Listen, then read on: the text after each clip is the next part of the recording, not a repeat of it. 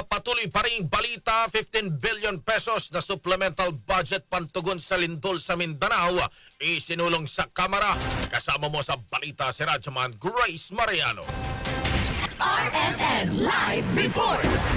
Pinapatan ni House Senior Deputy Minority Leader at mamamayang Liberal Party List Representative Leila de Lima ang panukalang batas na nakahain sa Senado na nagsusulong ng 15 billion pesos na supplemental budget para matugunan ang nangyaring lindol sa Mindanao. Sa inihaing House Bill No. 9860 ay sinulong ni De Lima na magkaroon ng supplemental funding ngayong taon para sa National Disaster Risk Reduction and Management Fund na ilalaan sa relief, recovery, rehabilitation, repair at reconstruction efforts sa mga lugar na tinamaan ng lindol.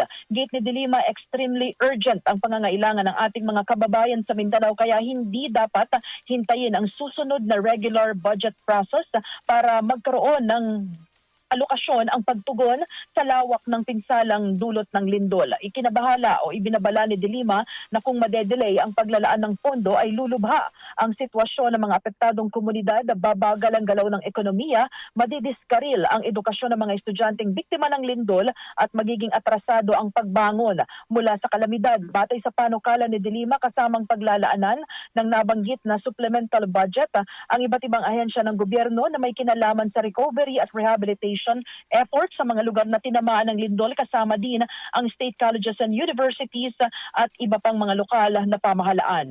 Kasama mo sa DCXL RMN Manila, Radyaman Grace Mariano, Tatak RMN. RMN Network News.